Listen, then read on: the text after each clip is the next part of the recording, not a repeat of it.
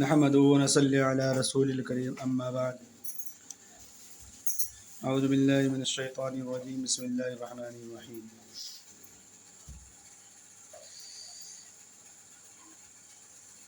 اليوم أكملت لكم دينكم وأتممت عليكم نعمتي ورضيت لكم الإسلام دينا۔ ساتھیو، اللہ کا لاکھ لاکھ شکر ہے کہ اللہ پاک نے ہم لوگوں کو زندگی دی، اور اللہ سے دعا یہ کریں کہ جو بھی زندگی ہم لوگوں کو دیا ہے وہ زندگی نورانیت ہو، وہ زندگی اللہ کی رضا کے واسطے ہو، وہ زندگی اللہ کی خوش کرنے کے واسطے ہو، تو اللہ پاک ہماری زندگی کو خوشنما بنا دے گا۔ اللہ تعالی ہماری زندگی کو امن چین والا بنا دے گا۔ اللہ تعالی ہماری زندگی کو وہ نورانیت بخشے گا جو ہم گمان بھی نہیں کر سکتے۔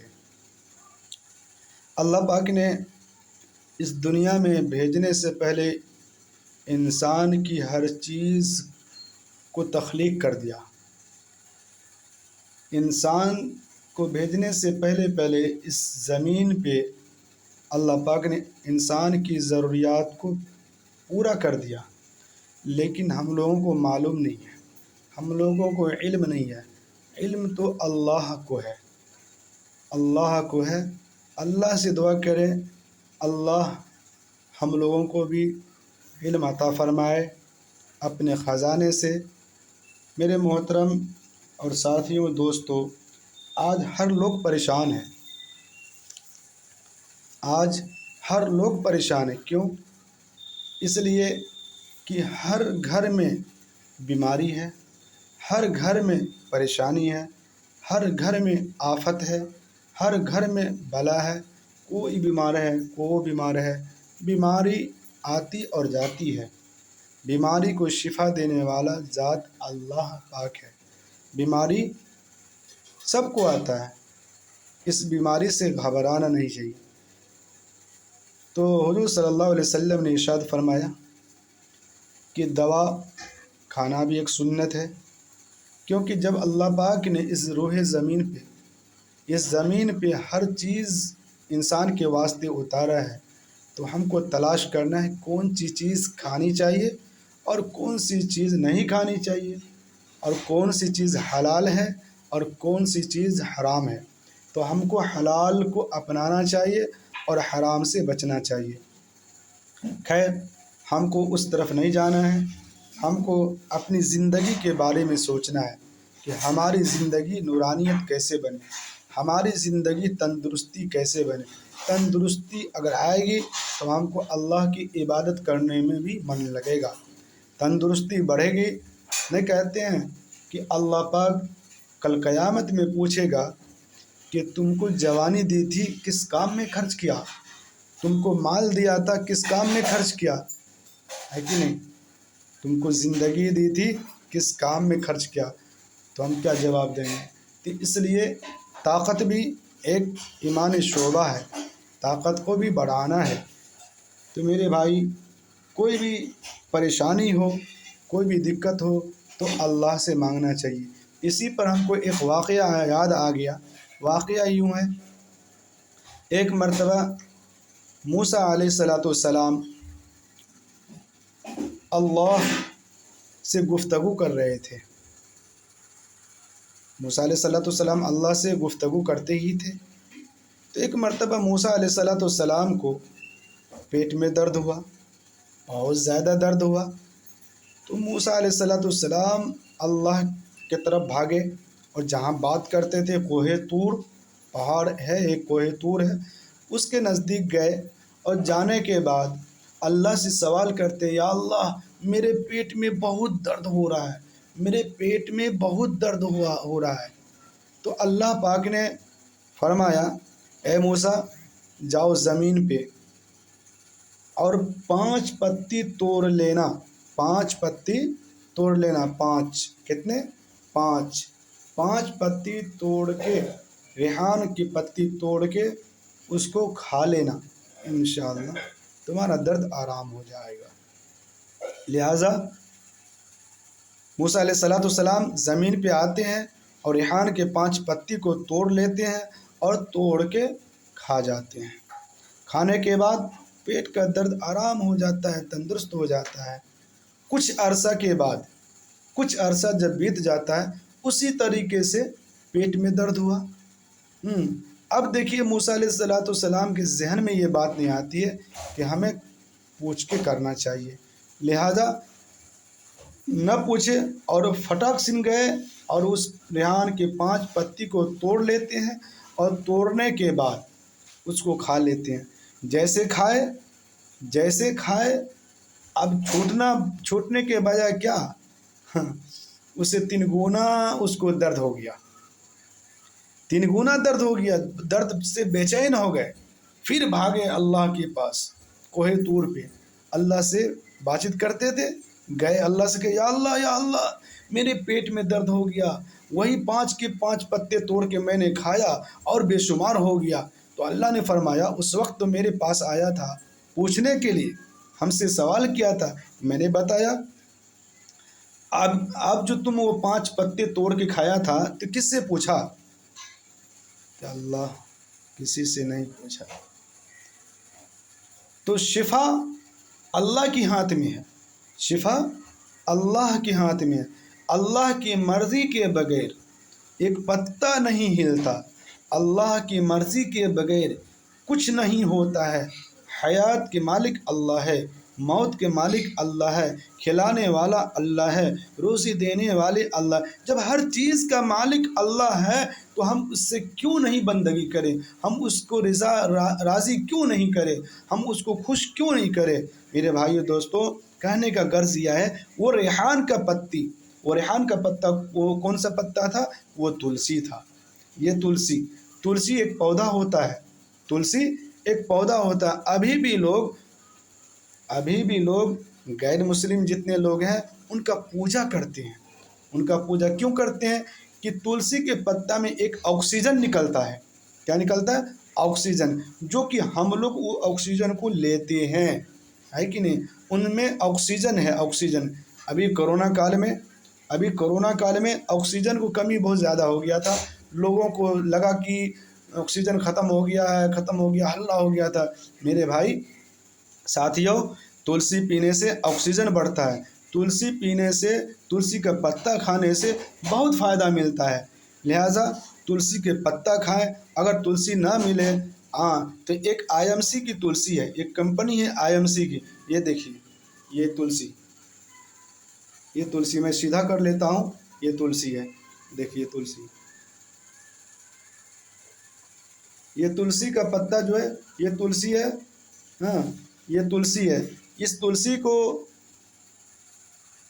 اپنے انڈیا میں 5 طریقے کے تلسی پائے جاتے ہیں۔ کتنے طریقے سے؟ 5 طریقہ کے تلسی پائے جاتے ہیں، جو کہ لوگوں نے نام ان کا رکھا ہے، لوگوں نے ان کا نام رکھا ہے۔ انڈیا میں، ہم لوگ ہندوستان میں رہتے ہیں، انہی کے طریقے سے جو نام رکھا جاتا ہے انہی کے طریقے سے ہم بولیں گے بھی، ہے کہ نہیں؟ جیسے لوگوں نے نام ان کا رکھا ہے سیام تلسی، وشنو تلسی، رام تلسی، نیمبو تلسی اور ون تلسی، یہ تلسی کا نام ہے کہ نہیں؟ لیکن 5 طریقہ کا تلسی پایا جاتا ہے۔ ابھی بھی ہم لوگ دیکھتے ہیں گاؤں گھر میں تو ایک کالا ہوتا ہے، ایک وائٹ رنگ کا ہوتا ہے، 2 طریقہ کے تلسی پائے جاتے ہیں، لیکن 3 تلسی جو ہے وہ پہاڑ پہ پائے جاتے ہیں۔ تو لہٰذا لوگوں نے ان کو کیا کیا، کمپنی والے نے ان کو کیا کیا کہ 5 تلسی کو اکٹھا کر کے ایک لکوڈ کے فارم میں یہ تلسی کو ایجاد کیا IMC والے نے، ٹھیک ہے؟ یہ تلسی جو ہے دوسرا بیماری میں بھی کام کرتا ہے۔ آپ کو یقین نہ ہو تو ایک بار استعمال کر کے دیکھیں گے کہ کتنا فائدہ ہے تلسی میں۔ پیٹ میں، پہلی بات، جو ہم کھاتے ہیں آج کل بغیر کیمیکل کا کوئی چیز ہم کو مارکیٹ میں نہیں ملتا، कोई चीज़ मिलता है? बगैर केमिकल का कोई चीज़ नहीं मिलता है। जो भी खाते हैं समझिए केमिकल ही वाले खाते हैं। सारे चीज़ मार्केट में कंपनी वाले बनाते हैं। आजकल हम अपने हाथ से एक जाता भी नहीं चलाते हैं। अपने हाथ से कुछ नहीं करते हैं। जब गल्ला बोनते हैं सबसे पहले यूरिया डालते हैं, डीएपी डालते हैं, ये सारी चीज़ ये सब क्या है? ये सब केमिकल है, केमिकल। तो लिहाजा इस केमिकल को दूर करने के लिए ये तुलसी, ये कंपनी वाले, ज़्यादातर ये कंपनी वाले चलाते हैं। ये केमिकल को दूर कर देता है। जैसे कि पेट में गैस बन गया तो आप ये तुलसी पिएंगे तो पेट का गैस ख़त्म हो जाएगा। ये तुलसी पिएंगे, शरीर में जितने भी टॉक्सिन होंगे वो टॉक्सिन को निकाल देंगे। शरीर में जितने भी टॉक्सिन होंगे वो टॉक्सिन को निकाल देंगे। ये अगर कान में दर्द है तो कान में 2 बूंद हल्का सा गर्म करके कान में ले लेंगे तो कान का दर्द आराम हो जाएगा। दांत में दर्द है तो दांत में लगाएंगे पेस्ट के साथ या कोई चीज़ के साथ तो दांत का दर्द आराम हो जाएगा। जिनके मुंह में बदबू आता है, अगर ये पेस्ट के साथ किसी चीज़ के साथ जो आप मंजन वगैरह करते हैं उसमें 5 बूंद तुलसी देने के बाद आप कोलगेट करेंगे, उसका मुंह का बदबू और उसका मुंह से खून आना, दांतों से खून आना, ये सारी चीज़ बंद हो जाते हैं। जिसके बदन में अगर घाव है उस घाव में भी काम करता है ये तुलसी।